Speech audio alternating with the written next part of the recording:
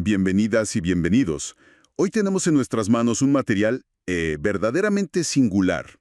Es un texto que parece una lección sacada de un libro llamado Ciclomancia, y su promesa es como mínimo atrevida. Enseñarnos a poner nuestros reflejos, tanto visuales como auditivos, bajo el control de algo que llama el poder psíquico. Es una propuesta fascinante, la verdad. Nos invita a pensar que no somos, esclavos de nuestras respuestas automáticas. Para nada. Y el texto no se queda en la superficie. Intenta anclar sus ideas en la biología, describiendo mecanismos cerebrales para luego darnos una guía, casi un manual de entrenamiento, para dominarlos a voluntad. Exacto. Así que nuestra misión hoy es esa: desglosar este método, entender su lógica interna. Queremos explorar todo de forma detallada y didáctica, desde su base, digamos, neurocientífica, hasta los ejercicios que propone, que adelanto, son bastante inesperados. Empecemos por la base de toda, los reflejos visuales. De acuerdo, a ver, vamos a desempacar esto. El texto arranca con anatomía. Identifica las estructuras del cerebro que manejan los reflejos visuales, los colículos superiores, y los describe como dos pequeñas eminencias redondas en el cerebro medio. Es un punto de partida que suena bastante científico. Lo es. Y fíjate que aquí es donde el texto empieza a construir su argumento de una manera muy astuta. Utiliza una base de neurociencia real para luego llevarnos a su terreno.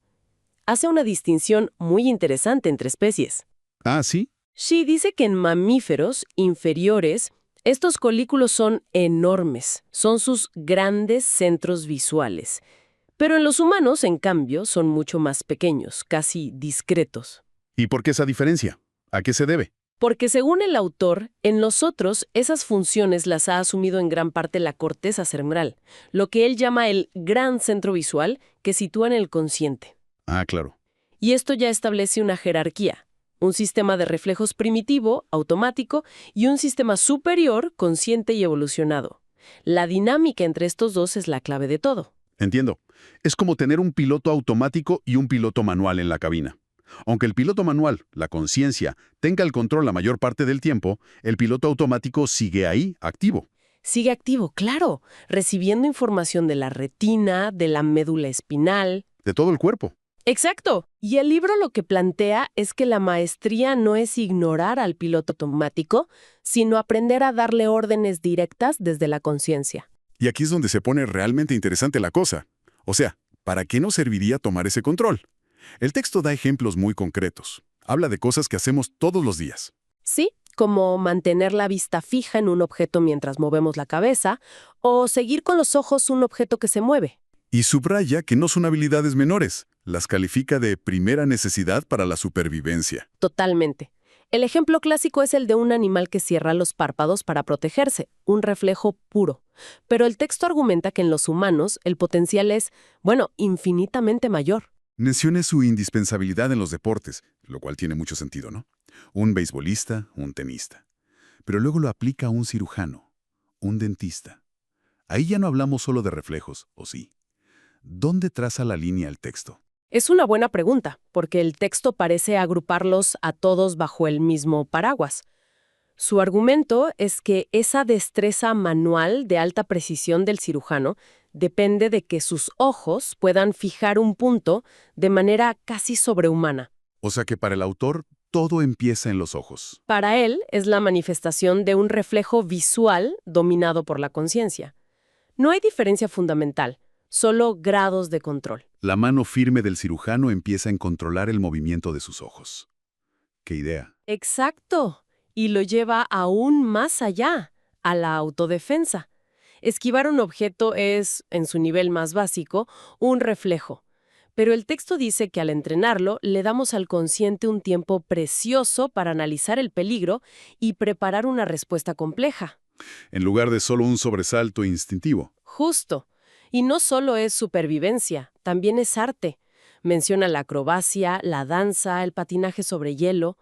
La idea es que una coordinación extrema, desde los músculos que mueven los ojos hasta los dedos de un pianista, se basa en esta misma capacidad. Muy bien, hemos establecido el qué y el por qué.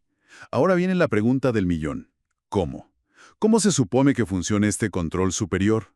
El texto introduce aquí su concepto estrella, el centro del poder psíquico. Antes de seguir, detengámonos en ese término, poder psíquico. El texto lo trata como si fuera una parte tangible del cerebro, ¿no?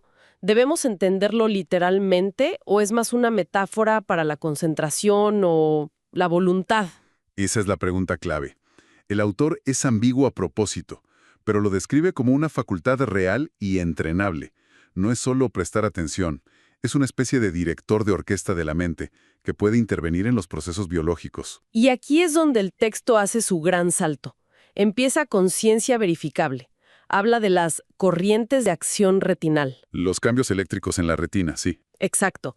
Menciona ondas específicas, A, B, C y D, que es algo estudiado, pero luego usa esa base científica como un trampolín. Para introducir, ¿qué idea? Que el poder psíquico es tan rápido que puede leer las primeras dos ondas, la A y la B, antes de que la señal visual se forme por completo en el cerebro. ¡Wow!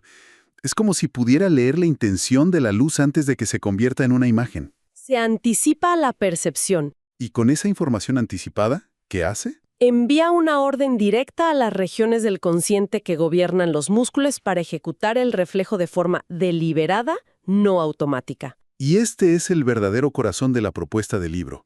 Es la creencia de que la voluntad consciente puede y debe anular nuestros instintos. Es pasar de ser un pasajero en nuestro cuerpo a ser el piloto. Muy bien, hemos hablado de la teoría, que ya es bastante abstracta.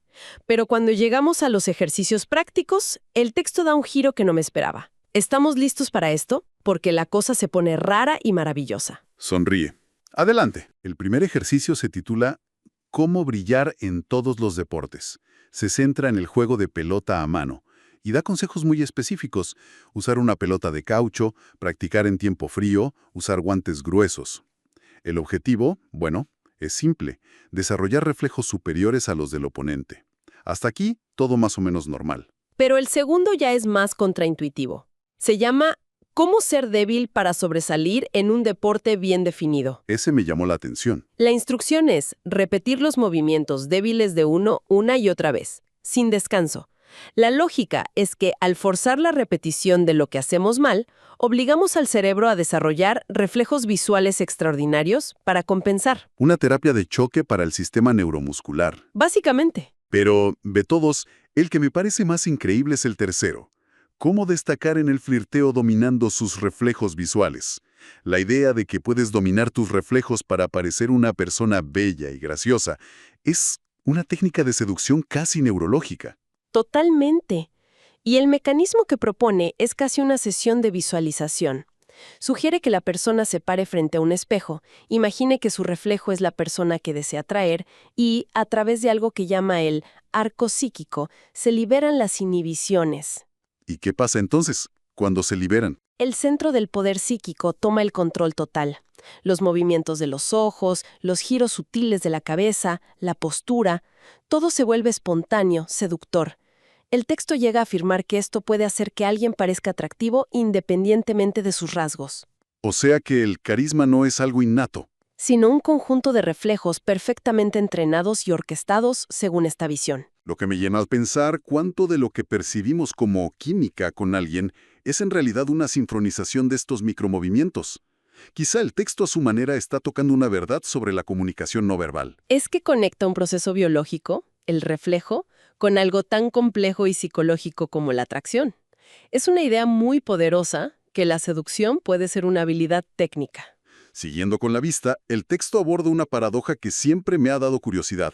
Cuando seguimos un objeto en movimiento, la imagen se mantiene estática en la retina. Entonces, ¿por qué lo percibimos en movimiento? La explicación que ofrece es, como era de esperar, a través del poder psíquico. Según el libro, cuando fijamos la atención en ese objeto, el poder psíquico envía una orden explícita al gran centro visual, A la conciencia. a la conciencia, para que ignore el hecho de que la imagen en la retina es estable. Al mismo tiempo, procesa la información de los músculos de los ojos que se están moviendo. Y esa combinación es lo que el cerebro interpreta como objeto en movimiento. Es como si estuviera constantemente editando nuestra percepción para que el mundo tenga sentido y supongo que funciona a la inversa también, ¿no? Cuando nosotros nos movemos. Exactamente. Si vas en un tren, la imagen del paisaje se mueve por tu retina, pero no percibes el mundo como un torbellino. El poder psíquico ordena ignorar el movimiento de la imagen y te da la sensación de un mundo estable. Es el editor en jefe de nuestra realidad visual. Pero claro, no todo es visual. El texto también dedica una parte a los reflejos auditivos, los colículos inferiores. Y aquí utiliza ejemplos del reino animal que son muy potentes. Habla de los murciélagos y su sistema de radar. El sonar, sí. Eso de cómo un gato o una serpiente reaccionan a un sonido mucho antes de poder ver la amenaza. Es el oído como primera línea de defensa. ¿Y en los humanos cómo se manifiesta esto? Nos da ejemplos que todos reconocemos. Un músico que parece fundirse con la orquesta. O una madre que se despierta un segundo antes de que su bebé llore. No es intuición, es un reflejo auditivo afinado. Bajo control consciente, según esta lógica. Fascinante. Y por supuesto, también hay un ejercicio para esto, el autocontrol del despertador. Sí, es un clásico del entrenamiento mental. La idea es programar una alarma y, por autosugestión, ordenarle a tu poder psíquico que te despierte un minuto antes. Es un ejercicio para calibrar nuestro reloj interno. Bien, hemos cubierto la biología, la filosofía y los ejercicios. Para terminar, el texto enumera las grandes ventajas de conseguir este dominio. La primera, dice, es la conservación de la energía. Sí. Argumenta que al eliminar movimientos torpes o innecesarios, el cuerpo economiza recursos, como el azúcar en la sangre. La máxima eficiencia energética. La segunda ventaja es la adquisición de una velocidad y una gracia notables. Y la última es, quizás la más espectacular de todas. Se afirma que se logra una serenidad tan profunda que permite dominar a animales peligrosos o a los criminales con una simple mirada. Un momento. ¿Me estás diciendo que el libro sugiere que puedo detener a un ladrón simplemente mirándolo fijamente? En esencia, sí. El libro lo presenta como el pináculo del autocontrol. Describe un estado de calma inquebrantable donde ni el pulso se acelera y esa energía contenida se proyecta con la mirada. No sé si lo recomendaría como estrategia de seguridad, pero la idea de una serenidad que puede neutralizar una amenaza es poética. Entonces, si damos un paso atrás, ¿qué significa todo esto? Hemos hecho un viaje desde la anatomía cerebral hasta ejercicios para coquetear, todo bajo el paraguas de un poder psíquico. Es una visión del mundo muy particular. Lo es, sin duda. El texto nos presenta un modelo en el que la conciencia no es una simple espectadora de los procesos biológicos, sino que puede convertirse en una directora activa y entrenada, una maestra de ceremonias de su propia biología. Y esto nos deja con una reflexión para seguir explorando. ¿Cuál sería? Todo este material se centra en los reflejos físicos, ¿no? Mover un ojo, un brazo, reaccionar a un sonido. Pero nos invita a plantear una pregunta mucho más amplia. Si aceptáramos por un momento la existencia de este centro de poder consciente, ¿qué otras partes de nuestra vida que consideramos automáticas? Como los hábitos, las reacciones emocionales. Exacto. O incluso nuestras creencias más arraigadas podrían también ser examinadas y quizás dirigidas de una forma más deliberada. Es una pregunta poderosa. Pasar de los reflejos del cuerpo a los reflejos de la mente. Exacto. El texto nos habla de dominar el parpadeo, pero quizás el verdadero desafío es aprender a dominar el juicio rápido, el enfado automático o el miedo irracional. Esa podría ser la aplicación más profunda de esta extraña pero provocadora filosofía. Bienvenidas y bienvenidos. Hoy nos vamos a sumergir en unos textos que plantean algo bastante provocador. La pregunta es, ¿y si la forma en que vemos el mundo no es el límite, sino apenas el punto de partida? Las fuentes que tenemos sobre la mesa proponen que nuestro cerebro tiene dos centros visuales, pero que uno, en la mayoría de la gente, está prácticamente apagado. Es una idea fascinante, la verdad. La premisa es que, a través de lo que llaman control psíquico y una serie de ejercicios muy específicos, no solo podríamos, encender ese sistema que está latente, sino también llevar al máximo el que usamos todos los días. Así que hoy nuestra misión es justo esa. Le vamos a entrar con todas estas ideas para entenderlas de forma detallada, didáctica y ver qué hay detrás. Perfecto. Entonces, para poner los pies en la tierra antes de empezar a volar, desmembremos la idea principal. ¿Qué son exactamente estos dos centros de la visión de los que hablan las fuentes? A ver, los textos los separan muy claramente.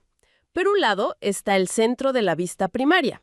Este lo asocian con el tálamo, que es una parte evolutivamente muy antigua de nuestro cerebro.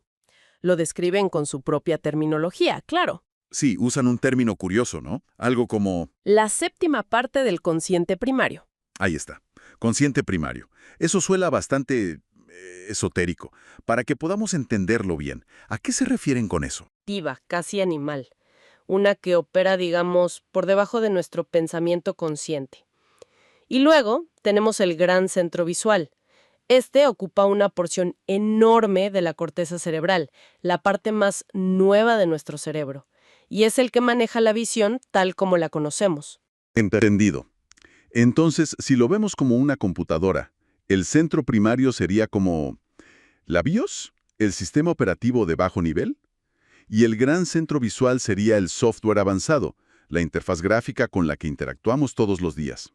Es una muy buena analogía, pero con una diferencia clave que es, bueno, es el centro de todo este asunto. Según estas fuentes, en muchos animales, ese sistema operativo básico es funcional. Como un gato, por ejemplo. Justo, un gato puede sufrir un daño grave en su corteza visual y aún así ser capaz de ver y moverse. De forma imperfecta sí, pero ve, su centro primario sigue funcionando. Claro. En los humanos, en cambio, ese sistema básico viene, por así decirlo, desactivado de fábrica.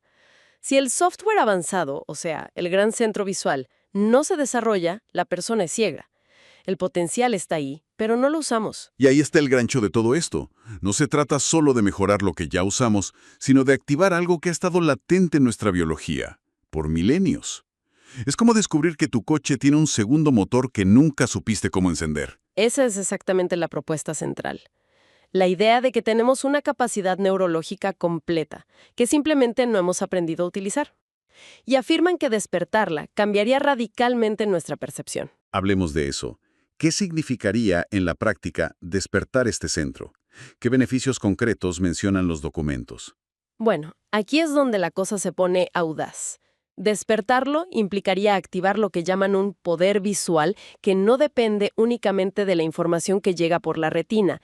Llegan a afirmar que permitiría leer con 4 ojos. ¿Con 4 ojos? Sí, asimilando una página entera de un libro en un instante, en lugar de ir palabra por palabra.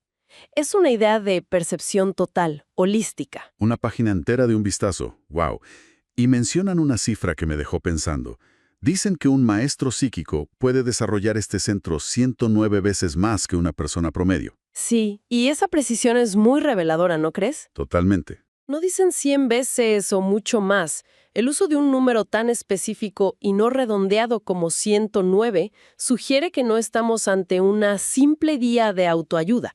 Nos da una pista sobre la naturaleza del material que estamos analizando. Es un sistema de creencias muy estructurado. Casi numerológico. Y para lograr este despertar, proponen ejercicios. Uno de los más concretos es una técnica de lectura rápida. Piden que, en lugar de leer linealmente, uno mire un párrafo, capture primero un tercio de la línea, luego la mitad, y así aumentando la velocidad. Y lo fascinante de ese ejercicio es su propósito de fondo. No se trata de entrenar a los ojos para que se muevan más rápido. Claro, no es un tema mecánico. No. Se trata de forzar al cerebro a abandonar el hábito de la subvocalización, esa vocecita interna que lee, y la decodificación secuencial. Es un intento de obligarlo a procesar la información de una manera paralela, intuitiva, en lugar de analítica y lineal. No es leer más rápido, es entender de otra forma. Entendido. Así que proponen despertar esta capacidad latente casi como desbloquear una habilidad oculta en nuestro cerebro. Pero me pregunto si esta idea se aplica solo a lo que está dormido, o si también creen que el sistema que usamos a diario, ese gran centro visual, está funcionando, digamos, a media máquina. Totalmente. De hecho, dedican gran parte del material a potenciar ese gran centro visual. Y para explicar cómo, lo dividen en 2 áreas funcionales. La primera es la región de recepción de la imagen visual. Que sería la parte más directa, ¿no? La más directa. Es la que recibe los impulsos eléctricos de la retina y crea las impresiones básicas: color, forma, movimiento. Es el hardware de entrada, por así decirlo, Ok. Y la segunda parte es donde supongo ocurre la magia, donde esos datos crudos se convierten en algo con significado. justamente. La segunda es la región de distribución de órdenes. Esta es la que realmente define nuestra experiencia visual. Es la que toma esos datos crudos y los compara con nuestra memoria, nuestras experiencias, para decir: ah, esa mancha roja con tallo verde es una rosa. No solo vemos con los ojos, interpretamos y construimos la realidad con esta parte del cerebro. Por lo tanto, mejorar esta segunda región tendría aplicaciones muy prácticas. Los textos hablan de, por ejemplo, desarrollar un ojo artístico para percibir matices de color y forma que la mayoría ignora. Exacto. O de agudizar la percepción del movimiento, algo que sería vital para un atleta, un piloto o un cirujano, ¿no? Claro, hay una fracción de segundo en la interpretación visual puede ser la diferencia entre el éxito y el fracaso. Precisamente. La propuesta es que no se trata de tener una mejor agudeza visual, de leer letras más pequeñas. Se trata de tener una mejor comprensión y procesamiento visual. Y los ejercicios para esto son muy curiosos. Sí, por ejemplo, sugieren formar una imagen mental increíblemente detallada de un objeto o una persona. Cerrar los ojos y reconstruir mentalmente cada ángulo, cada textura, cada reflejo de luz. Es como entrenar a tu cerebro para que sea un motor de renderizado 3D de alta fidelidad. Y hay otro que me llamó mucho la atención. Sugieren observar la fotografía de alguien que tenga una habilidad que admiramos, un músico virtuoso, un artesano, y tratar de absorber visualmente la esencia de esa habilidad. Y fíjate que no se trata de imitar una postura. Es algo más intangible. No, para nada. Se trata de intentar captar algo mucho más profundo a través de la observación intensa. Es usar la visión como una herramienta de aprendizaje mucho más activa. Que no solo registra información, sino que, Internaliza cualidades. justo eso, le están pidiendo al gran centro visual que haga más que solo ver. Le están pidiendo que comprenda y asimile a un nivel que, bueno, que roza lo metafísico. Y a partir de aquí, la lista de ejercicios se vuelve cada vez más extraordinaria, ¿eh? Algunos parecen sacados directamente de una película de superhéroes. Por ejemplo, uno sugiere observar un pájaro en el cielo y, cuando se aleje tanto que casi desaparezca, enviarle una orden proyectil a tus ojos para seguir viéndolo. El lenguaje es muy llamativo, ¿verdad? Orden proyectil.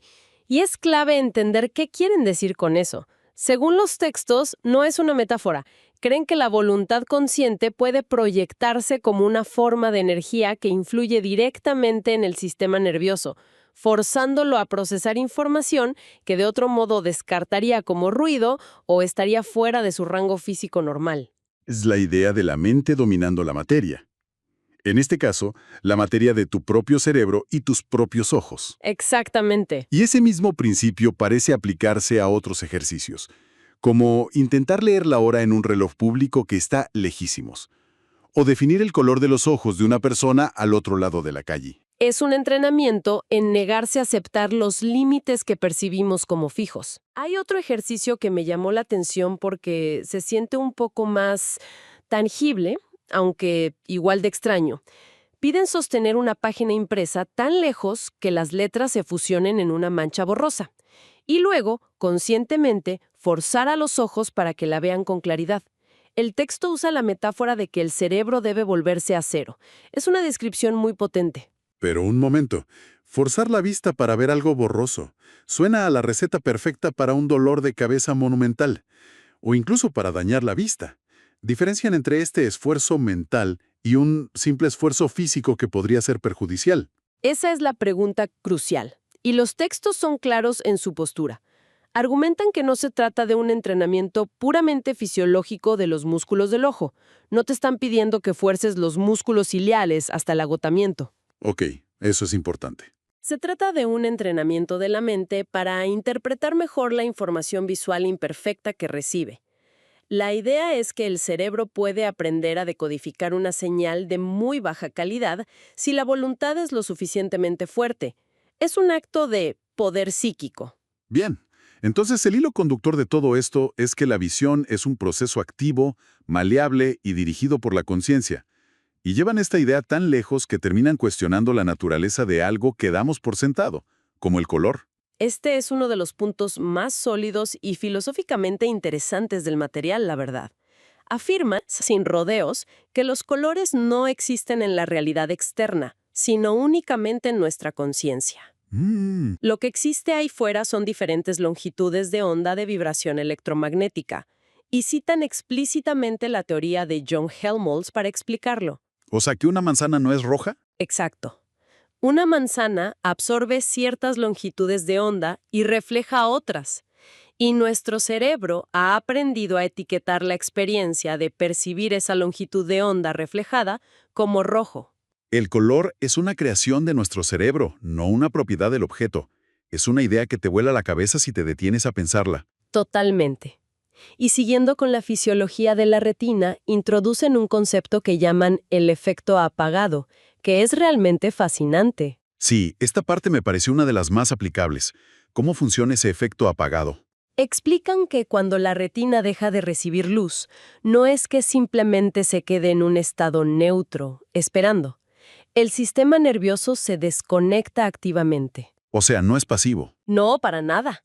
Es un proceso que, según los textos, aumenta la irritabilidad o la sensibilidad de la retina. El resultado es que cuando una luz muy débil aparece en la oscuridad total, provoca una reacción mucho más fuerte y magnificada en el nervio óptico. Claro, tiene todo el sentido como mecanismo de supervivencia. Los textos dicen que esto hace que un animal esté mucho más alerta en la oscuridad.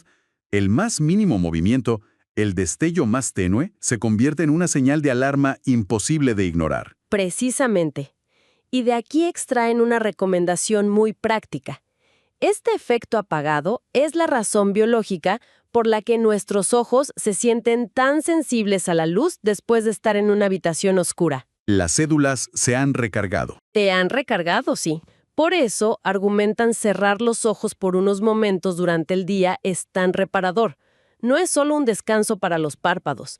Según esta visión, le estamos dando a la retina la oportunidad de entrar en este estado de apagado activo de recalibrarse, para volver a ser más sensible y eficiente. Es como un reinicio del sistema. Ok, hagamos un balance. Los materiales que analizamos hoy proponen que nuestra visión es un sistema dual. Por un lado, un centro de vista primaria, antiguo y latente. Por otro, un gran centro visual, el que usamos a diario, pero con un potencial enorme sin explotar. Y la clave para todo es el entrenamiento consciente. La conclusión central es que ver no es un acto pasivo, como una cámara que simplemente graba lo que tiene delante. Lo presentan como un proceso activo, dinámico y controlable, donde la fisiología del ojo y la neurología del cerebro se fusionan con la intención consciente, con ese poder psíquico. Es una visión del mundo donde los límites de nuestra percepción no son fijos, sino que en gran medida son autoimpuestos y por lo tanto expandibles. Totalmente. Y para dejar una última idea en el aire, una que ya se aleja de la percepción visual y entra en un terreno todavía más extraño. Uno de los ejercicios más enigmáticos que mencionan habla de cómo controlar la forma en que los demás nos ven. Proponen que se puede modificar conscientemente el negativo de la imagen que los demás tienen de nosotros, en sus mentes. Y eso, pues nos deja con una pregunta provocadora. Si aceptamos la premisa de que la visión es una construcción mental y no una realidad objetiva, ¿hasta qué punto es maleable? Si pudiéramos realmente influir en las imágenes mentales que otros tienen de nosotros, ¿qué implicaciones tendría eso? No solo para la vista, sino para toda nuestra interacción social. La percepción que otros tienen de nosotros define en gran parte nuestra realidad social. Cambiar esa percepción sería, en esencia, cambiar la propia realidad. Bienvenidas y bienvenidos. Hoy vamos a meternos de cabeza en un material que nos llegó extraído de un texto llamado Ciclomancia. Un material fascinante. Y la verdad nos plantea una idea tan extraña como atractiva, que todos podríamos tener una especie de superpoder auditivo dormido. La afirmación central es que nuestro oído no funciona con un solo tipo de energía, sino con dos. Exacto. Una es la electricidad nerviosa que la ciencia conoce y estudia. La de siempre, digamos. Pero la otra es algo completamente distinto, una energía misteriosa que el texto bautiza como la electricidad del caracol. Un nombre que ya de por sí llama la atención. Totalmente. Y nuestra misión de hoy es simple. Vamos a actuar como detectives. Me gusta esa analogía. ¿Cómo se diferencia de la audición normal? Y, bueno, lo más intrigante. Si propone un método para despertarla. Justo. El objetivo es desmenuzar esta teoría, que podamos entender sus ideas principales paso a paso. Exacto. Y lo que tenemos enfrente es un mapa conceptual muy bien estructurado, la verdad. ¿Sí? El texto nos va a llevar de la mano desde su propia base biológica, con algo que llama el centro del oído primario, Ok. hasta una lista de 10 diferencias clave para que no confundamos la audición normal con la psíquica. Y como dices, culmina con una serie de ejercicios prácticos, casi un manual de entrenamiento. Vaya. La premisa es audaz, que nuestra capacidad de oír está ligada a un potencial psíquico latente. ¿De acuerdo? Pues suena a que tenemos un caso interesante entre manos. ¿Por dónde le entramos a este tema? Empecemos por la base que mencionas.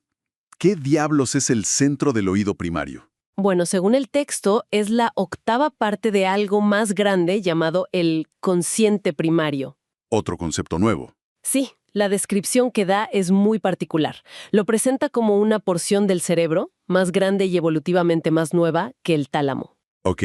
cuya función principal es algo que llama diferenciación espacial. A ver, estos son términos muy propios de este texto. Consciente primario, diferenciación espacial. Para que podamos imaginarlo, lo presenta como una especie de cerebro instintivo o una capa de conciencia más profunda que la que usamos en el día a día. Es una excelente manera de verlo. Lo plantea como una capa de conciencia más fundamental. Ajá. No la mente analítica, sino una más conectada a la percepción pura. Entiendo. Y la diferenciación espacial sería la capacidad de esa conciencia para interpretar el mundo a través de las diferencias en las frecuencias del sonido. O sea, no solo oír un ruido, sino entender su posición, su textura, su significado en el espacio. Casi como un radar, exacto. Una percepción mucho más rica que simplemente registrar un sonido. ¿Y nos da algún ejemplo de la vida real o de la naturaleza para que entendamos el potencial de esto? Por supuesto, Porque suena un poco a ciencia ficción. totalmente. Y para ilustrarlo recurre a un ejemplo clásico de la naturaleza. Los murciélagos. Claro. Menciona que mientras un oído humano muy sensible puede llegar a captar 2000 o 5000 ciclos por segundo, lo que conocemos como hercios, los murciélagos operan en otra liga, ¿Hasta cuánto? alcanzando hasta 90.000. Impresionante. Utilizan el eco de sus propios gritos supersónicos para construir un mapa mental de su entorno en plena oscuridad. La ecolocalización. Exacto. Y, según este marco de pensamiento, si un humano quisiera acercarse a esa habilidad, no se trataría de un simple entrenamiento auditivo, ¿Sino de qué? sino de desarrollar ese centro del oído primario, como lo haría un maestro psíquico. ¿Y cómo se logra eso? ¿Cuál es la clave? Aquí es donde entra el concepto central. La forma de hacerlo, dice el texto, es llenando la electricidad de su caracol. El caracol. Me imagino que se refiere a la cóclea en el oído interno. Precisamente. Pero, ¿qué es esa electricidad de la que habla? Bueno, el caracol o cóclea es esa estructura en espiral que tenemos en el oído interno, llena de miles de células ciliadas microscópicas. Sí. Cuando las ondas de sonido las hacen vibrar, esa energía mecánica se convierte en impulsos eléctricos que el cerebro interpreta. Ok, hasta aquí todo bien. Es pura fisiología aceptada. Exacto. Pero es justo en este punto donde el texto introduce su gran revelación, basada, según cuenta, en un descubrimiento inesperado, A ver, de unos fisiólogos que estudiaban un animal descerebrado. ¿y qué fue lo que encontraron supuestamente?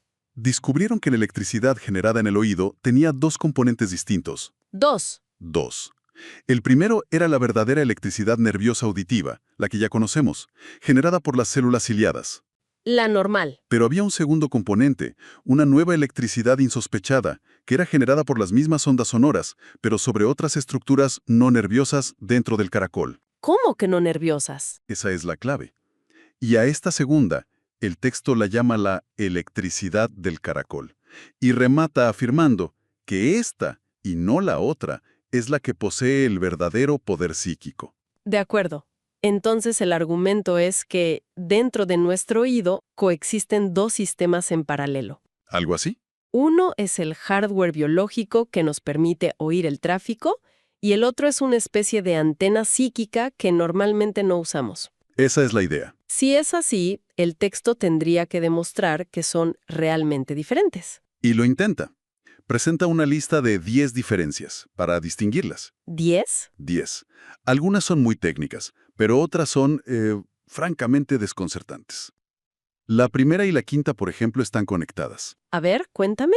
Describen lo que pasa en estados de conciencia alterada. ¿Cómo cuáles? Durante una anestesia general o en un trance psíquico profundo, la electricidad auditiva normal queda completamente anulada. Lógico. El cerebro consciente se apaga y con él la audición. Exacto. Sin embargo, el texto afirma que la electricidad del caracol no se ve afectada, sigue activa. Para entenderlo bien, la audición normal se apaga con el interruptor del cuerpo, pero esta otra electricidad es como una línea de emergencia que sigue activa en otro nivel. Esa es la idea. Esa es exactamente la idea. La conclusión que saca el autor es que esta energía no pertenece al consciente, Sí, ¿no? sino al subconsciente o a ese consciente primario del que hablábamos. Pero se pone aún más extraño. A ver, La tercera y cuarta diferencia abordan qué sucede en situaciones límite, por ejemplo. como la supresión del flujo de sangre al cerebro o directamente después de la muerte. Vaya. Si se corta el oxígeno, ambas electricidades desaparecen. Pero tras la muerte clínica, la electricidad nerviosa auditiva normal se desvanece casi instantáneamente. ¿Y la otra? En cambio, la del caracol perdura por mucho más tiempo. ¿Cuánto más? No lo especifica, pero llega a afirmar, y esto es muy potente, que puede existir fuera del consciente y del subconsciente. Espera un momento. ¿El texto está sugiriendo una especie de oído fantasma? Es una forma de verlo, sí. Aquí estamos cruzando una línea muy clara de la fisiología a lo que suena puramente paranormal. Completamente. ¿Ofrece alguna base para una afirmación tan extraordinaria? ¿O simplemente tenemos que aceptarla como parte de su sistema de creencias? No ofrece una prueba empírica en el sentido científico claro. Lo presenta como una observación de estos supuestos fisiólogos. Entiendo. Desde la perspectiva del autor, esto es una prueba más de que la electricidad del caracol no es un fenómeno biológico convencional. Sino algo de otra naturaleza. Exacto. Una especie de residuo energético o una función que trasciende la maquinaria cerebral. Fascinante y muy extraño. ¿Qué otras diferencias marcan esta separación tan radical? Hay una muy interesante, la número 7. ¿Cuál es?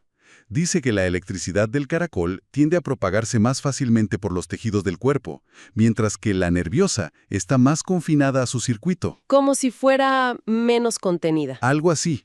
Y luego está la octava, que habla de las frecuencias. Ok. La electricidad auditiva normal con buenos instrumentos puede sincronizarse con ondas de hasta 20 o 30 mil hercios. ¿Vale? La del caracol, en cambio, solo llega a un máximo de 8000. Eso suena a una limitación, ¿no? Un rango de frecuencia mucho menor. Parece peor, no mejor. A primera vista, sí, parecería una desventaja. Pero... Pero el texto añade un matiz que lo cambia todo. Afirma que esta electricidad, aunque con menos rango, está bajo cierto poder mental y es considerablemente más fuerte que el consciente. Ah, o sea, no es cantidad sino calidad. Precisamente. No se trata de la cantidad de información que recibe, sino de la calidad y la intensidad con la que se procesa. Y esto nos lleva a la novena diferencia, que para mí es el núcleo de toda la teoría. ¿Y cuál es? La forma en que se generan. ¿Cómo es eso? La electricidad auditiva normal funciona por adición. Muchas ondas de sonido débiles se van sumando hasta que cruzan un umbral y generan una señal. Es un proceso acumulativo. Ok. Pero la del caracol, y el texto lo escribe en mayúsculas, ¿Qué dice? se produce únicamente cuando la onda de sonido inicial que alcanza el caracol es lo suficientemente fuerte para producirla enseguida. ¿Y cómo se logra esa fuerza? ¿Gritando? No. Y aquí está el giro. La fuerza no es necesariamente del sonido exterior. Entonces... El texto afirma que para que esto ocurra, se necesita una potente orden de poder psíquico. Una orden. Sí. O sea, no es algo que ocurra pasivamente. Tienes que ordenarle a tu oído que la genere. Es un acto de voluntad. De acuerdo, esto es denso, pero creo que la idea se va perfilando. Tienes un sistema auditivo secundario.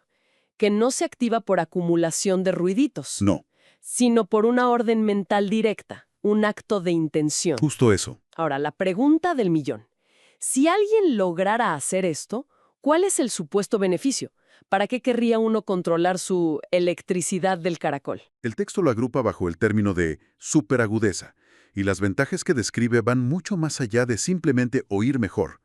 ¿A qué te refieres? Podríamos decir que no solo propone mejorar la audición, sino redefinirla como una herramienta de percepción social y de supervivencia. Desglosemos eso. ¿Cómo se convierte el oído en una herramienta social? Afirma que la persona desarrollaría un mayor éxito social porque sus palabras se volverían más acariciantes. Acariciantes. Sí, su tono de voz más personal e íntimo, como si pudiera modularlo para conectar a un nivel más profundo. Entiendo. Además, menciona la capacidad de oír conversaciones a distancia sin esfuerzo aparente, lo que permitiría aprender mucho más sobre la humanidad. Suena una herramienta increíble. Pero también tiene un lado un poco oscuro, ¿no? ¿En qué sentido? Una especie de espionaje psíquico. Lo presenta como una ventaja, pero la invasión de la privacidad es evidente. Absolutamente. El texto no explora esas implicaciones éticas, se enfoca solo en el potencial. Ya veo. Y ese potencial lo lleva al ámbito profesional. Lo describe como un economizador de energía. ¿Para quiénes? Para profesiones que requieren una alta sensibilidad, como enfermeras o médiums, podrían captar el pulso de un paciente, su nivel de tensión, ¿O los matices en la voz? o los matices más sutiles en la voz de un cliente con un esfuerzo mínimo, evitando el agotamiento. Pasa de ser un sentido pasivo a un instrumento activo de diagnóstico. Un radar psíquico, como decías antes, y menciona algo sobre la seguridad personal, ¿cierto? Sí, y es quizás el ejemplo más dramático. Habla de la hiperagudeza de oído como un sistema de alerta personal. ¿Cómo funcionaría? ¿Podría salvarle la vida a alguien al funcionar como un vigilante nocturno que detecta un peligro inminente? Los pasos de un intruso, por ejemplo. Exacto. O el crujido de una estructura a punto de ceder, incluso mientras la persona duerme. O sea que la audición consciente está apagada, pero la del caracol permanece alerta. Esa es la idea. Esto es fascinante en teoría, pero suena tan increíblemente abstracto. La verdadera prueba de fuego es si el texto ofrece una manera de ponerlo en práctica. Ajá. ¿Nos da un manual de instrucciones para despertar esta electricidad? Sí, lo hace. Y es muy metódico. A ver. Primero establece 3 etapas generales para adquirir la hiperagudeza. Aumentar la capacidad auditiva normal a 20.000 hercios o más. Ok. Luego, aumentar la cantidad de electricidad del caracol, prestando atención a los sonidos con un interés mucho más intenso. Y finalmente, estimular directamente las células ciliadas. ¿Y cómo se supone que se hace todo eso? ¿Hay reglas para la práctica? Hay 5 reglas generales que deben seguirse en todos los ejercicios. La primera. La primera es sentarse cómodamente, en soledad, y usar algo que llama el arco psíquico, para estimular los nervios parasimpáticos. El arco psíquico. Vale. La segunda, y es muy insistente en esto, es no prolongar los ejercicios más de 2 segundos cada vez. ¿Solo 2 segundos? Son ráfagas de esfuerzo. Curioso. ¿Y la tercera? La tercera es taparse los oídos con tapones grandes de algodón. Tapones de algodón. A ver si entiendo. ¿La idea es entrenar el oído para escuchar menos? Parece contradictorio, ¿verdad? Totalmente. Va en contra de todo lo que uno esperaría. ¿Cuál es la lógica detrás de bloquear el sonido para mejorar la audición? La cuarta regla lo aclara. Dice que los ejercicios deben hacerse con sonidos que apenas sean audibles. Ah, La lógica es que al reducir el ruido de fondo y forzar al sistema a concentrarse en una señal muy débil, estás entrenando la capacidad de percepción en su límite, no la capacidad de soportar volumen. es como levantar pesas para un músculo, pero para la atención auditiva. Exactamente. Y la quinta regla es esperar unos 7 segundos entre repeticiones, para darle tiempo al sistema a resetearse. Entendido. Es un entrenamiento de la percepción sutil. Entonces, ¿cómo son los ejercicios en sí? Son bastante concretos y progresivos. El ejercicio principal usa el tic-tac de un reloj. Clásico. Los primeros 4 son una secuencia. Empiezas con el reloj cerca del oído y durante 2 segundos te esfuerzas por oír el tic-tac lo más fuerte posible. Como si quisieras amplificarlo con la mente. Justo. Luego alejas un poco el reloj y repites. Y así, progresivamente te vas alejando, forzando cada vez más tu capacidad para captar ese sonido minúsculo. Es un entrenamiento de la atención auditiva, en esencia. Pero hasta ahora no veo dónde entra el poder psíquico del que tanto hemos hablado. Entra en el ejercicio número 5. Ajá. Este es el paso clave, el que supuestamente pone la electricidad del caracol bajo el control del poder psíquico. ¿Y cómo es el procedimiento? Después de hacer el ejercicio del reloj a distancia, debes enviar activamente lo que el texto llama una orden proyectil del poder psíquico. Una orden proyectil. Suena intenso. ¿Cómo se hace eso? Describe que debes proyectar esta orden desde los lóbulos inferiores de la cabeza directamente hacia el nervio auditivo, con el mandato mental de escuchar más intensamente. ¡Wow! Según el texto, este acto de voluntad pura aumenta de forma inmediata la cantidad de electricidad del caracol que se produce. O sea que no es solo escuchar pasivamente. Para nada. Es un acto de comando. Ah, así que aquí es donde la teoría se une con la práctica. El interruptor que activa la electricidad psíquica no es el sonido, sino la intención dirigida. La orden mental. Exactamente. La orden mental. Y los ejercicios que siguen, el 6 y el 7, simplemente intensifican ese proceso. ¿De qué manera? Piden enviar una orden auditiva aún más fuerte y luego una tan potente que el cuerpo entero se ponga tenso por el esfuerzo. Entiendo. La idea que subyace es que, con la práctica repetida, este control mental sobre la energía auditiva se vuelve más rápido, más fuerte y más refinado, hasta que se convierte en una segunda naturaleza. Entonces, para resumir nuestra investigación de hoy, tenemos un texto que nos propone una dualidad en la audición. Así es. Por un lado, el proceso fisiológico, mecánico y bien conocido. Y por otro, esta electricidad del caracol. Una energía latente. Una energía latente vinculada a una conciencia más profunda que no responde a estímulos pasivos, sino a órdenes directas del poder psíquico. Para alcanzar una percepción del mundo que va mucho más allá de lo normal. Es un marco de pensamiento muy completo. Sí lo es. Separa y define dos fenómenos, uno que la ciencia puede medir y otro que describe como psíquico, y luego ofrece un método concreto para influir en ese segundo fenómeno. Y le da una estructura casi científica. Exacto. La lista detallada de las 10 diferencias y los ejercicios tan específicos son un intento de darle esa estructura a un concepto que en su raíz es fundamentalmente esotérico. Sin duda. Deja mucho en qué pensar, independientemente de si uno cree en la premisa o no. Totalmente. Y aquí va una reflexión final para quien nos escucha. Todo este sistema tan elaborado se concentra exclusivamente en el sentido del oído. Cierto. Si aceptáramos por un momento la premisa de que existe una electricidad psíquica latente asociada a nuestros órganos sensoriales, ¿qué implicaría eso para nuestros otros sentidos? Buena pregunta. ¿Podría existir una electricidad psíquica de la retina para ver patrones o auras invisibles para otros? O una del tacto. ¿O una del tacto para percibir la historia o la energía de los objetos? Quizás, desde esta perspectiva, la exploración del oído es solo la primera puerta de un palacio de percepciones mucho más grande. ¿Cuántas veces al día hacemos o escuchamos preguntas como, no sé, ¿cómo te encuentras hoy? O ¿qué tal está tu familia? Muchísimas. Son frases que ya casi ni pensamos al decirlas. Exacto. Son como un piloto automático. Pero, según los documentos que vamos a analizar hoy, estas preguntas tan cotidianas reflejan una preocupación que es, genuina.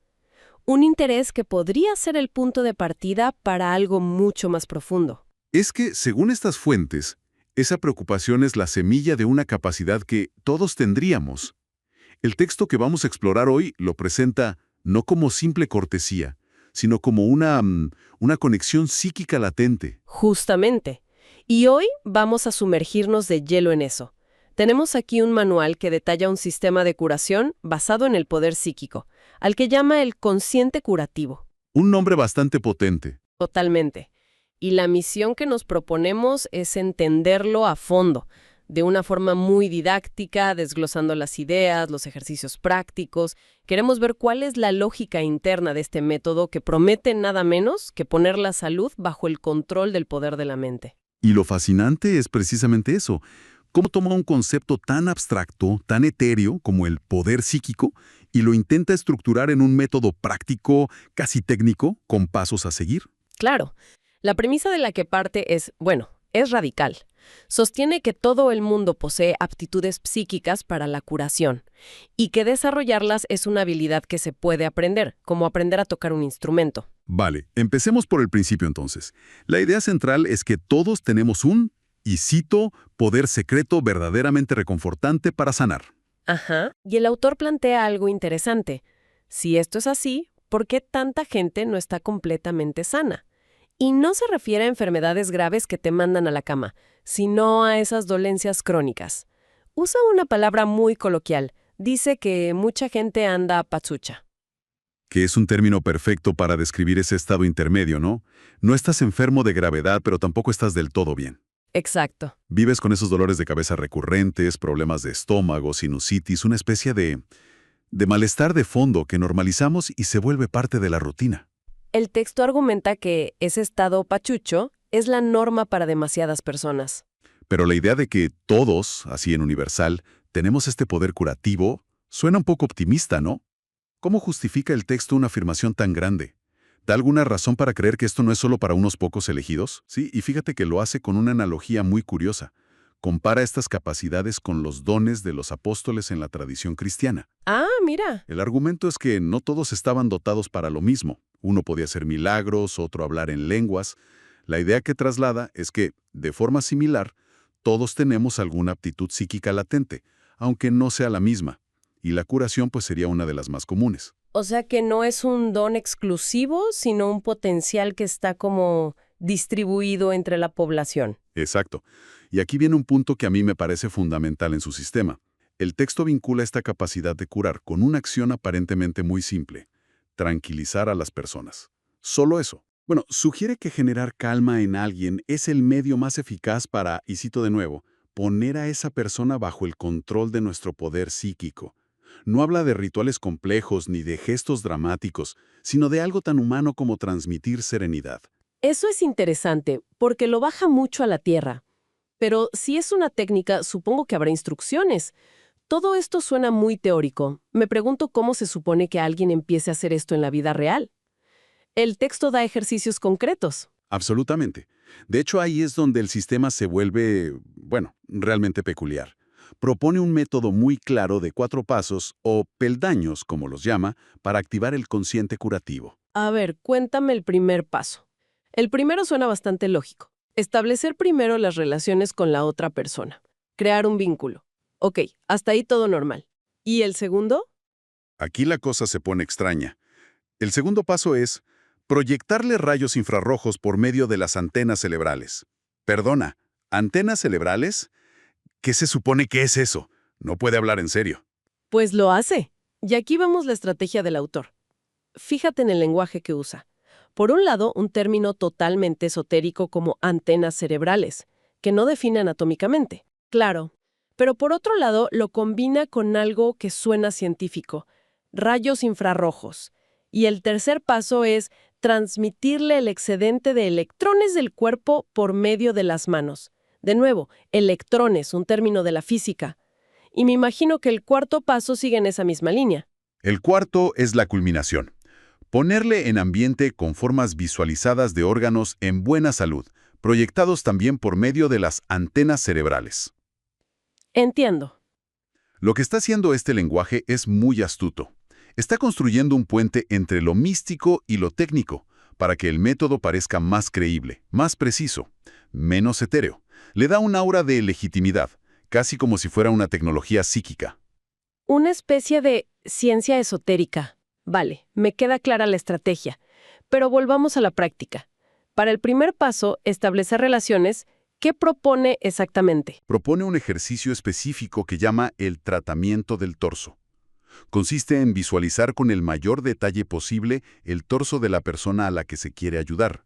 Como sus órganos. Sí, su corazón latiendo, los pulmones expandiéndose, el estómago, los intestinos, todo el conjunto de órganos internos. ¿Y cuándo hay que hacer esto? ¿Mientras hablas con la persona? El momento es clave. El texto indica que debe hacerse inmediatamente antes de hablar con la persona y repetirse mentalmente justo después de saludarla. El objetivo es crear lo que llama una relación mutua, a un nivel no verbal. Vaya. Y la explicación que da es fascinante. Afirma que esta imagen mental se transmite telepáticamente y provoca una segregación de acetilcolina en los nervios parasimpáticos del receptor. O sea que le atribuye un efecto fisiológico directo a un simple pensamiento. ¿Correcto? Según esta lógica, esa segregación química genera en la otra persona una sensación de calma y ausencia de dolor, haciendo que subconscientemente asocie al sanador con una sensación de bienestar.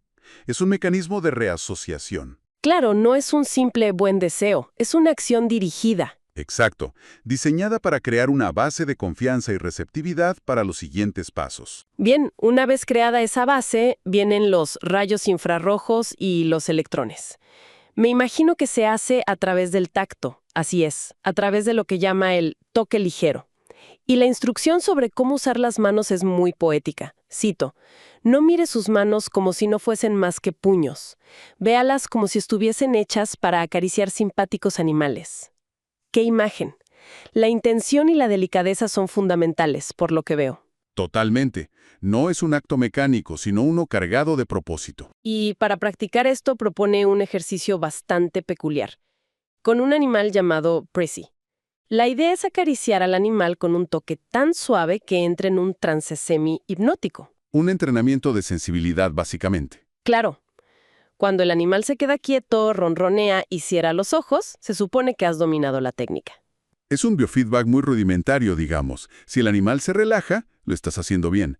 Si se escapa, tu toque es muy brusco. Después esa técnica se aplica a las personas. La física que describe el texto es que se debe usar la parte blanda de los dedos, no las yemas, para transmitir ese excedente de electrones. Y el calor y las supuestas radiaciones infrarrojas. Eso mismo. Y aquí vuelve a usar lenguaje científico. Habla de crear una corriente eléctrica circular, donde el sanador está cargado positivamente y el enfermo cargado negativamente.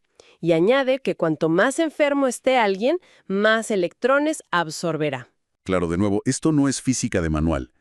Pero al usar esta terminología, el autor crea un modelo mental que es fácil de entender y que le da al practicante una sensación de que está ocurriendo un proceso tangible, una transferencia de energía.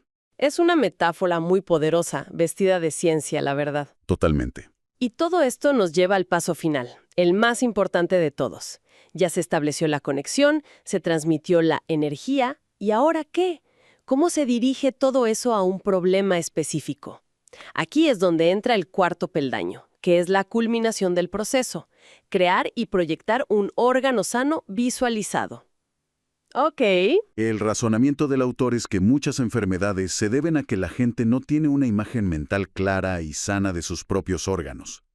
No pensamos en nuestro hígado o nuestros riñones a menos que nos duelan. Por tanto, el primer paso para curarlos es aprender cómo son cuando están sanos. Y para eso hace una sugerencia que, debo admitir, me sacó una sonrisa. Recomienda ir a una carnicería para ver hígados o riñones reales y así formar una imagen mental más precisa. Es una recomendación increíblemente gráfica. Y un poco macabra, ¿sí? Pero demuestra hasta qué punto el autor insiste en que la visualización debe ser concreta, no una idea abstracta y borrosa. Quiere que tengas una imagen mental de alta definición del órgano sano. Entiendo. A partir de ahí, detalla los ejercicios. Primero, estudiar ilustraciones anatómicas. Y segundo, una regla clave que le da un aire de conocimiento secreto. ¿Cuál es esa regla? La regla del espejo. Hay que visualizar los órganos en su lugar correcto, pero como si se mirara a la persona en un espejo. Lo que está a la izquierda del cuerpo del paciente se visualiza a nuestra derecha en la imagen mental, y viceversa. Eso es muy específico. ¿Y por qué una regla así? Parece arbitrario. Probablemente lo sea, pero su función es darle al sistema una sensación de conocimiento especializado. No es solo imaginar un hígado, es imaginarlo de esta manera precisa. Claro. Es un detalle técnico que hace que el practicante sienta que está dominando una técnica oculta, que no cualquiera conoce. Aumenta la sensación de poder y control sobre el proceso. Tiene sentido. Después de la regla del espejo, ¿qué sigue? El tercer ejercicio es visualizar el órgano funcionando a la perfección. El corazón bombeando rítmicamente, el estómago digiriendo, los riñones filtrando. Crear una película mental de salud. Ok. Y finalmente, llega el acto más poderoso. Se debe visualizar el órgano sano de forma aislada, por ejemplo, un hígado rojo en buena salud flotando en el aire. Y aquí viene la parte más dramática. La orden proyectil. Exacto. Mediante una orden proyectil de poder psíquico, el practicante debe implantar mentalmente ese órgano sano en el cuerpo de la persona, para que reemplace instantáneamente al órgano enfermo. Es el clímax del método. Totalmente. Ya no se trata de tranquilizar o transmitir energía, sino de una intervención psíquica focalizada, una especie de cirugía mental. Es una escalada muy clara, ¿eh? Se empieza con un saludo, una visualización del torso y se termina con un trasplante de órganos imaginario. Esa es la progresión deliberada que mencionaba. Empieza con algo intangible, la relación, y termina con una acción casi de ciencia ficción, la implantación. Está diseñado para construir la confianza del practicante en cada paso, llevándolo de lo sutil a lo que se presenta como un acto de poder inmenso.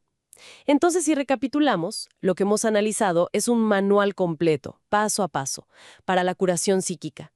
Va desde establecer una conexión casi telepática hasta la implantación mental de órganos. Es un viaje, la verdad. Sí, un viaje desde la idea de un potencial universal para sanar hasta ejercicios muy detallados de visualización, tacto y proyección mental. Exacto. Al contrario, se presenta como algo que puede ser activamente influenciado a través de una práctica mental y psíquica muy disciplinada. Lo que hemos visto hoy es en esencia un manual de instrucciones para quien quiera intentarlo. Y lo más llamativo de todo el método, para mí, no son los rayos infrarrojos ni las antenas, que son metáforas, sino la idea radical de que la enfermedad es, en parte, un fallo de la imaginación.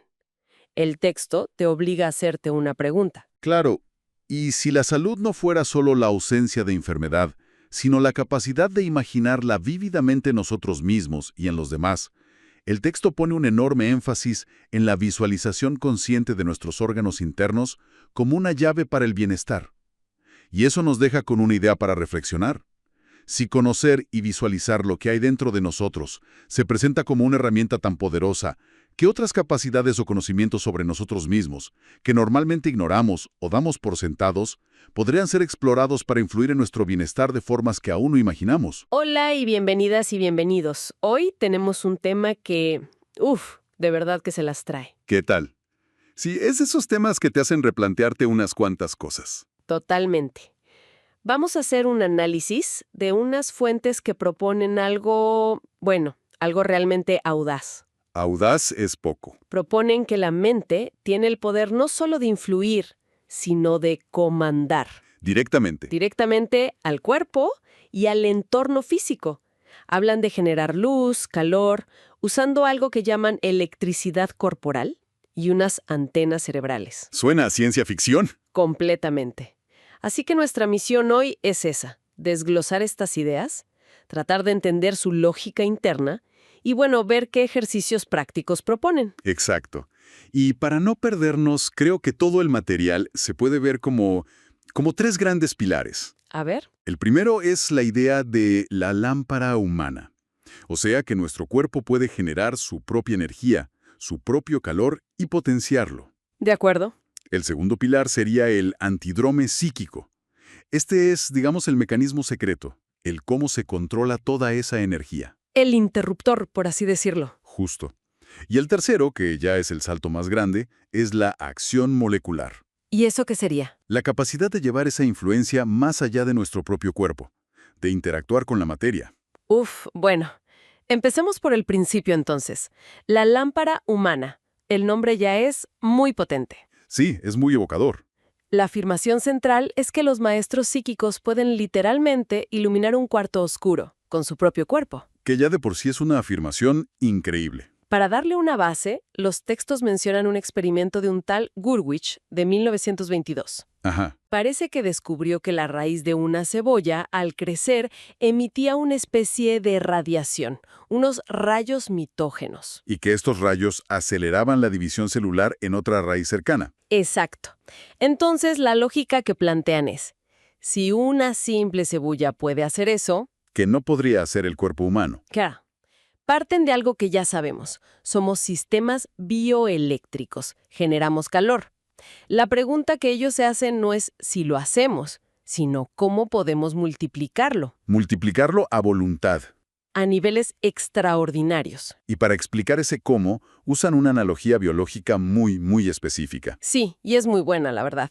Nos piden que pensemos en la anguila eléctrica o el pez torpedo. Claro, animales que generan descargas eléctricas enormes. Enormes, de 400 a 800 voltios, y los textos describen sus órganos eléctricos como miles de plaquitas apiladas como una batería, como una pila biológica. Exacto, una batería biológica de muchas celdas que se descargan todas a la vez. ¡Pum! El shock. Ok, entiendo el ejemplo. Es un fenómeno natural conocido, pero de ahí a que los humanos tengamos ese potencial, es un salto enorme. Lo es, pero ellos proponen una pieza clave para conectar ambos mundos. ¿Cuál? Una enzima, la acetilcolina. Que es un neurotransmisor real, fundamental en nuestro sistema nervioso. Correcto, pero aquí le dan un papel protagonista. Dicen que en los peces eléctricos, justo antes de la descarga, se liberan cantidades masivas de acetilcolina, y de ahí extrapolan. Y dicen, si nosotros también la tenemos por todo el cuerpo, ¿No podríamos, en teoría, aprender a liberarla a voluntad para crear nuestra propia descarga?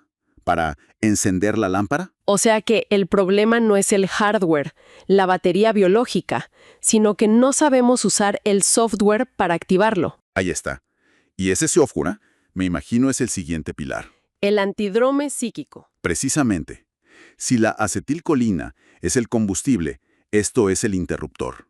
Y el acelerador. Para entenderlo, los textos parten de algo básico de neurología, ¿no? La ley de Bell-McKendy. Sí, que los impulsos nerviosos viajan en una sola dirección.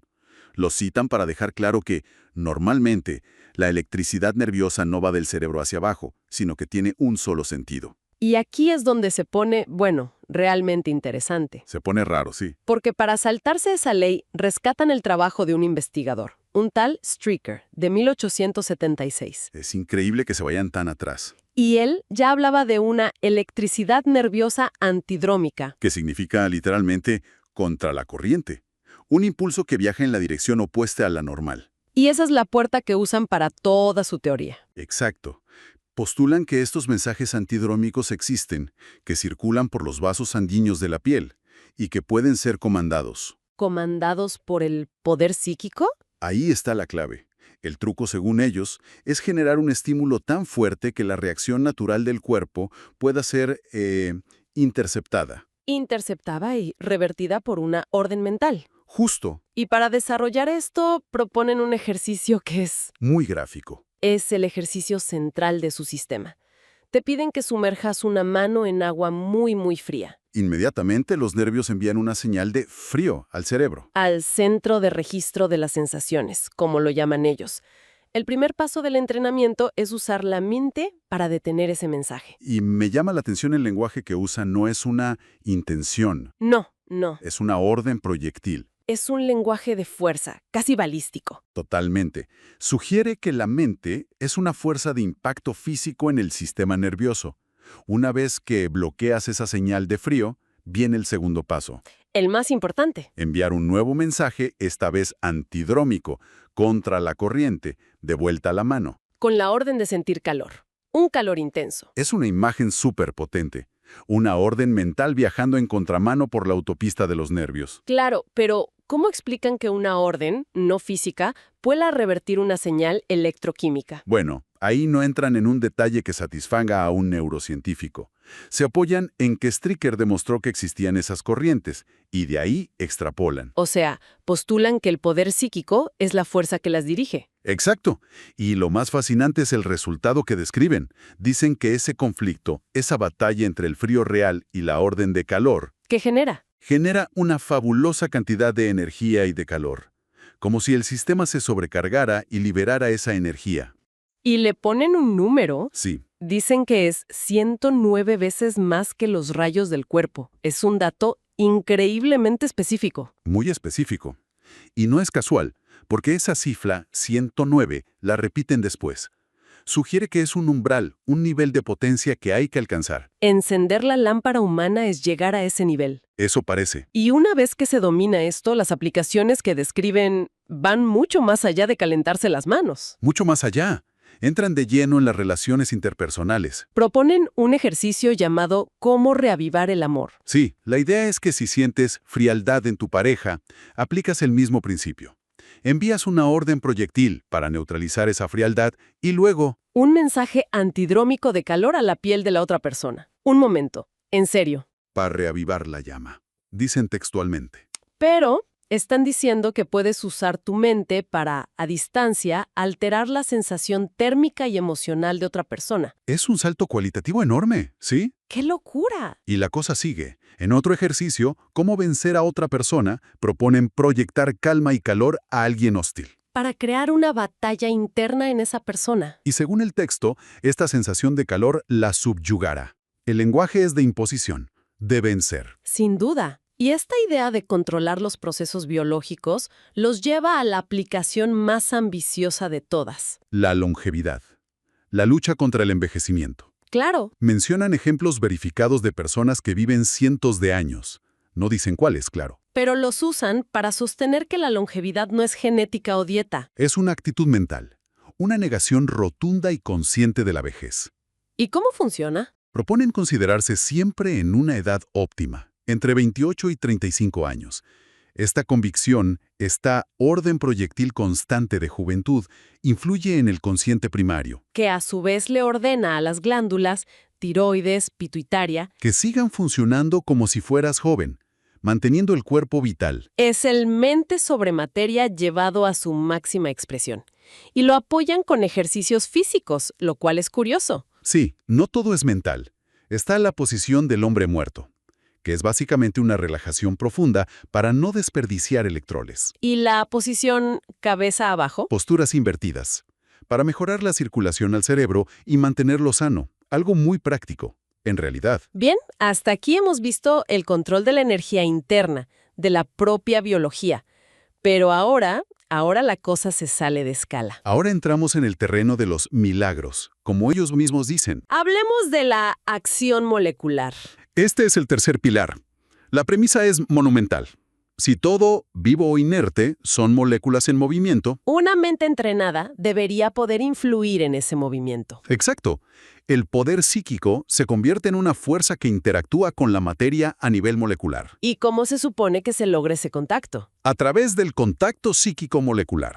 El principio es que la temperatura y la presión de tu proyección psíquica afectan la vibración de las moléculas de un objeto. Y proponen ejercicios para esto. Claro, con un líquido te piden aplicar un arco psíquico violento a un vaso de agua. De nuevo el lenguaje bélico, arco violento. Siempre. Y dicen que cuanto más caliente el líquido, más rápido vibran sus moléculas y más intenso debe ser tu arco para poder, engancharlas. ¿Y con los sólidos? Que vibran mucho menos. El ejercicio es más efectivo si tu piel y tus antenas cerebrales están frías. ¡Qué curioso! Uno pensaría lo contrario, que necesitas estar caliente, cargado de energía. Pero su lógica es la del contraste.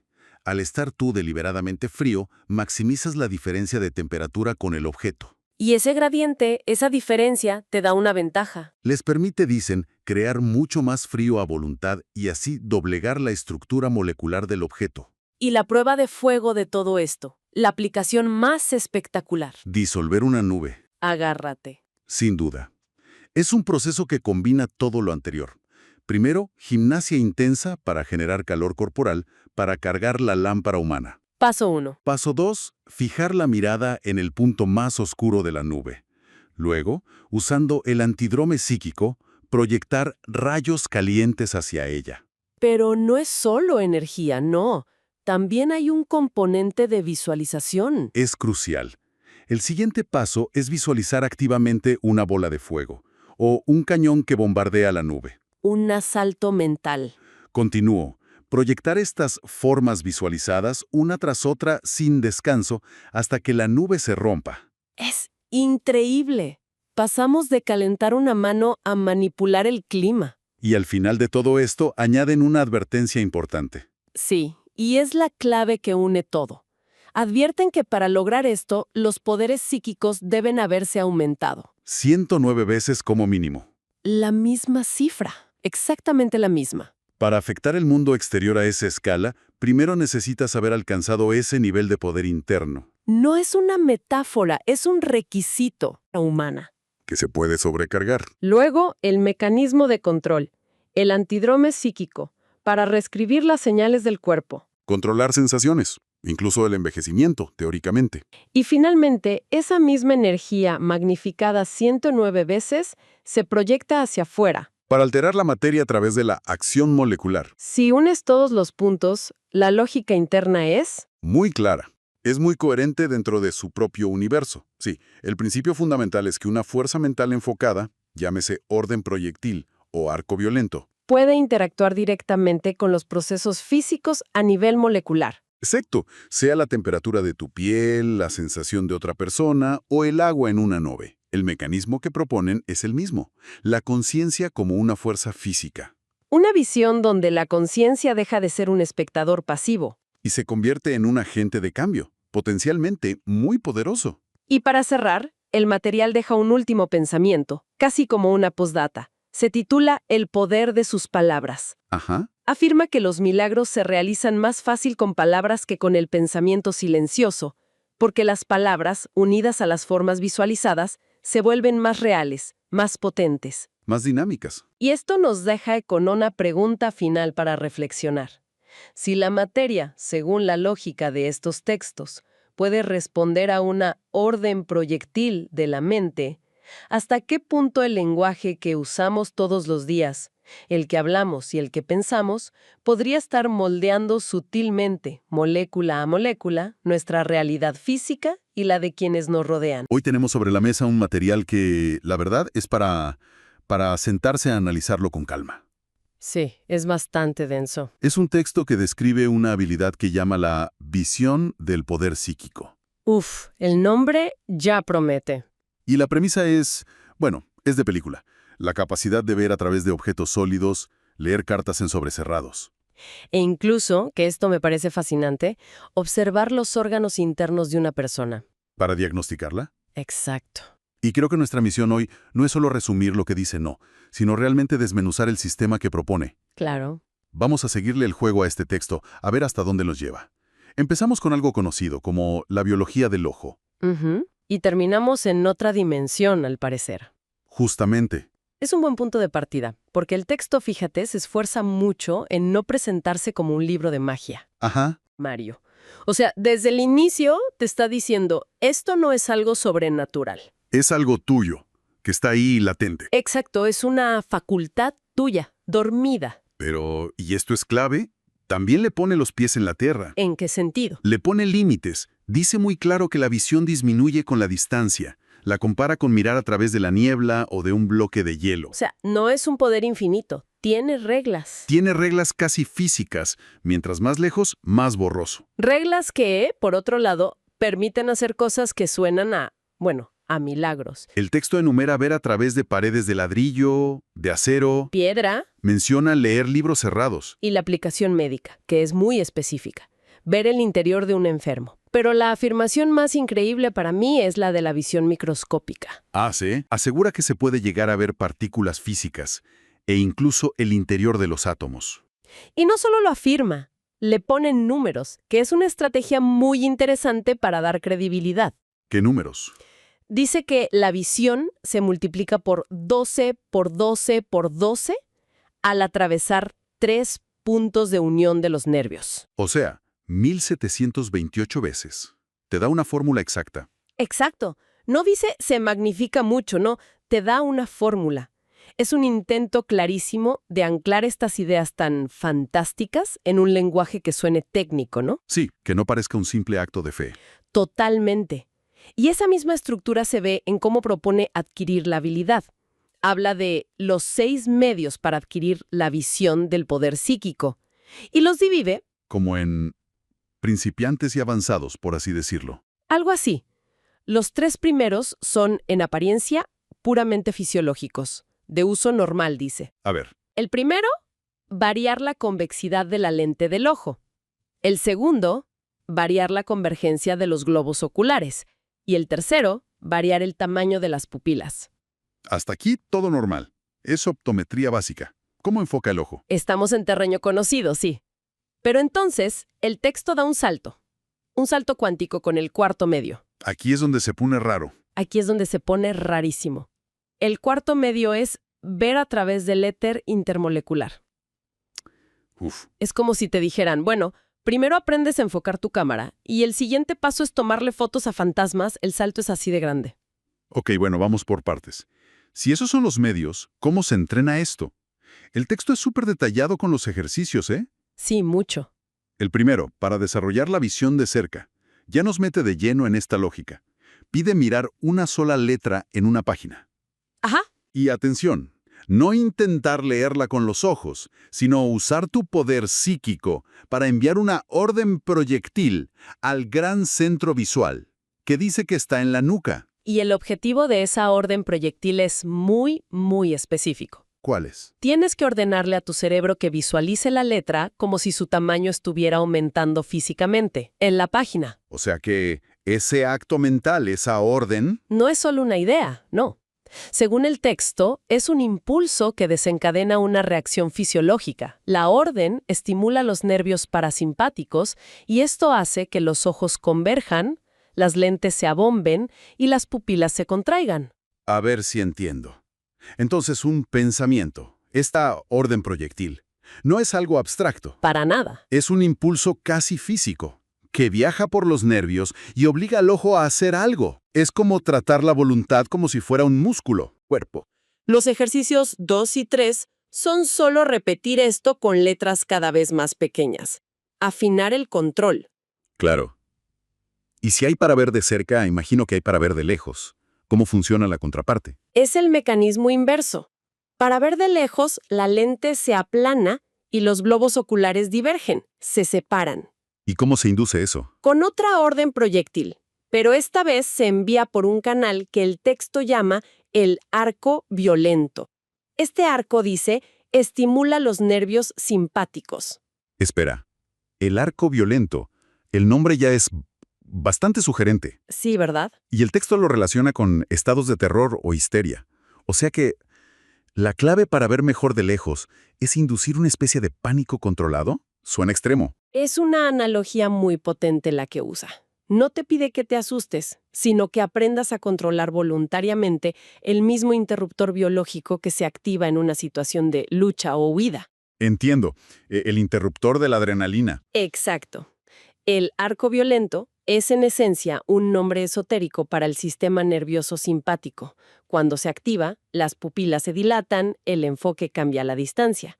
La idea es que un practicante avanzado no necesite un susto. Simplemente da la orden y consigue el mismo efecto. Dominar ese arco a voluntad. Eso es. Ok, entiendo la idea de controlar los músculos y nervios del ojo, por más difícil que parezca. Pero el texto no se queda ahí, ¿cierto?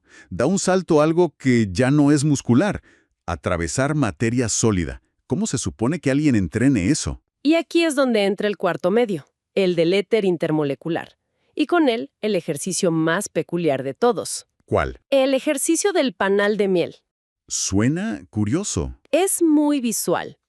Pide tomar un cartón de 30 por 30 centímetros y hacerle perforaciones de 3 milímetros. Ajá. Este cartón se pega sobre una superficie oscura y el practicante se sienta a observarlo. Suena a una manualidad de la escuela, pero me imagino que el propósito es más complejo. Muchísimo más.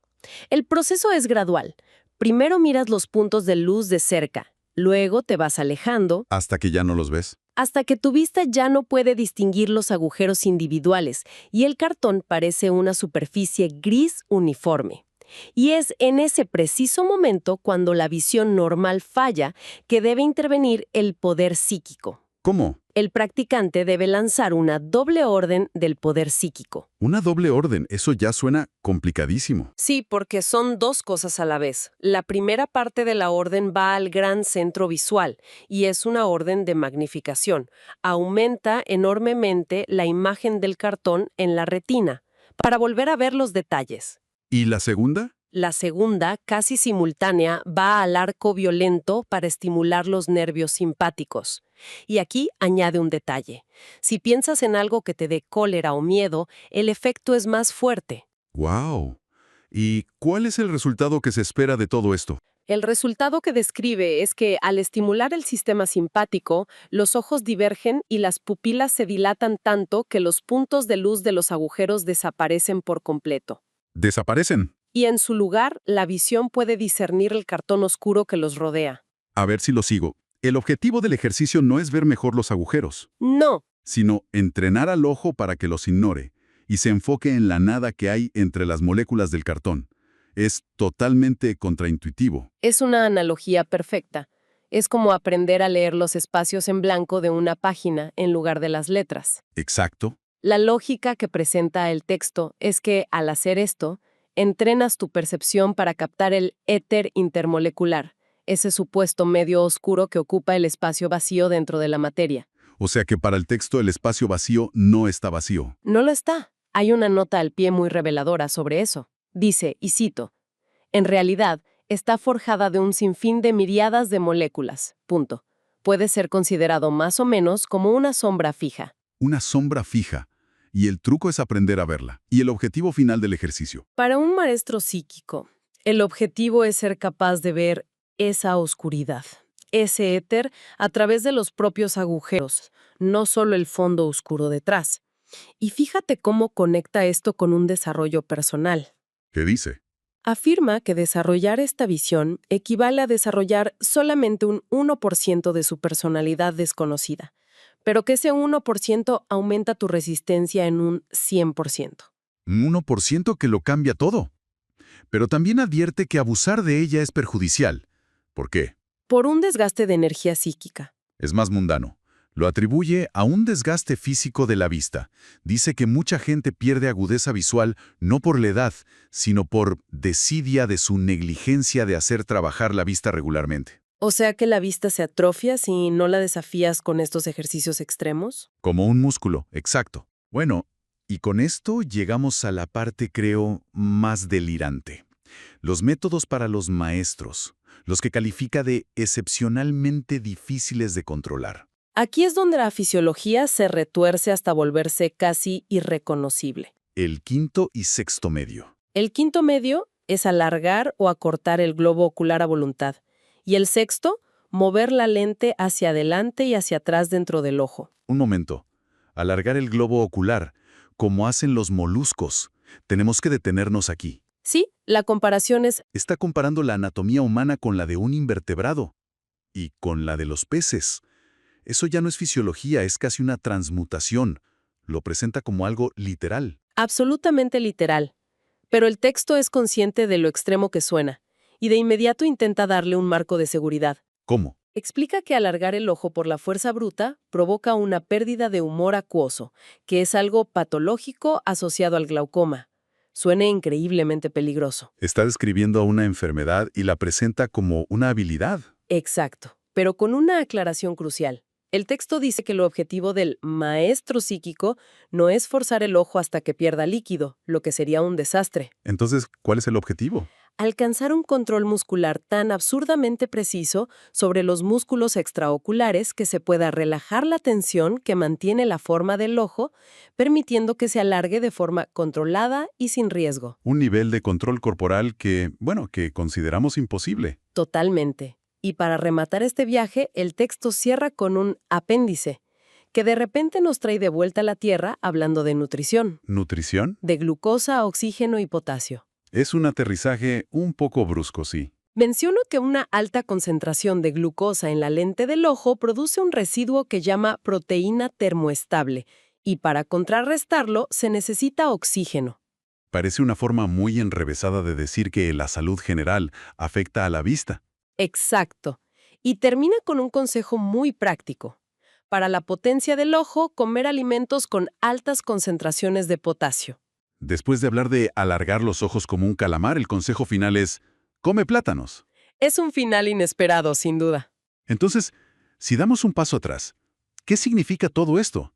Hemos seguido un hilo que empieza con la fisiología del ojo y termina con ver el éter y remodelar nuestros globos oculares. La idea central que parece transmitir es que esta visión extraordinaria no es un don mágico, sino el resultado de un entrenamiento metódico, disciplinado, que une mente y cuerpo de una forma radical. Es como un manual de instrucciones para lo inexplicable. Exacto. El sistema que presenta es un puente entre tres mundos. El fisiológico, con sus músculos y lentes, el mental, con el poder de la visualización y las órdenes proyectil, Y el esotérico, con la existencia de un éter intermolecular que compone la realidad oculta. esa mezcla es lo que lo hace tan particular. Esa insistencia en ser un sistema práctico, casi técnico. Sin duda. Y para cerrar, me gustaría dejar una reflexión. Más allá de si creemos o no en la posibilidad de ver a través de las paredes, el texto propone una idea de fondo que es muy potente. ¿Cuál sería? Nos dice que un entrenamiento riguroso de la percepción, enfocado en observar el mundo de una manera radicalmente diferente, podría desbloquear aspectos desconocidos de nuestra propia personalidad. Interesante. Podríamos descubrir sobre nosotros mismos si intentáramos disciplinar nuestra atención para percibir conscientemente aquello que normalmente damos por sentado, o incluso aquello que, como el espacio entre las moléculas, consideramos vacío.